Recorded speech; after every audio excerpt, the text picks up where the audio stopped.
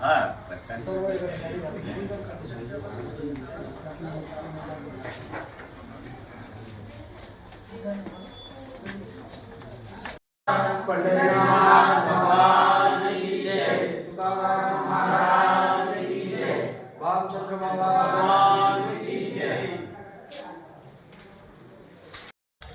का रंजले गांजले त्यासी म्हणजो आपले तोची साधू ओळखावा या उदांत भावनेतून तुकोबांनी संपूर्ण जीवन जनसामान्यांच्या वेदनेवर फुंकर घालण्यासाठी समर्पित केलं।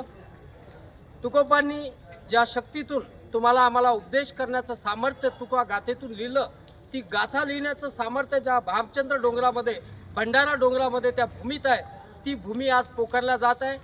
सरकारने तो गड, ती भूमी, तो डोंगर 2010-11ला अध्यादेश काढून संरक्षित केला।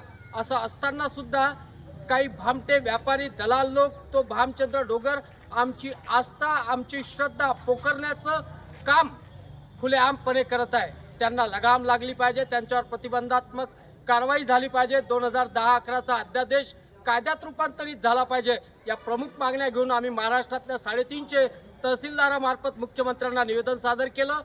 जर या निवेदनाची दखल घेतल्या गेली नाही तर 10 मार्चपासून आम्ही आझाद मैदान मुंबई या ठिकाणी गाथापरायण आंदोलन आणि दुसरीकडे मंत्रालयाची वीट पोखरो आंदोलन करणार आहोत। याची नोंद मुख्यमंत्री देवेंद्र फडणवीस यांनी घ्यावी, अन्यथा वारकरी संतप्त होतील, वारकऱ्यांचा उद्रेक होईल आणि त्यामध्ये हे सरकार कोसळून जाईल।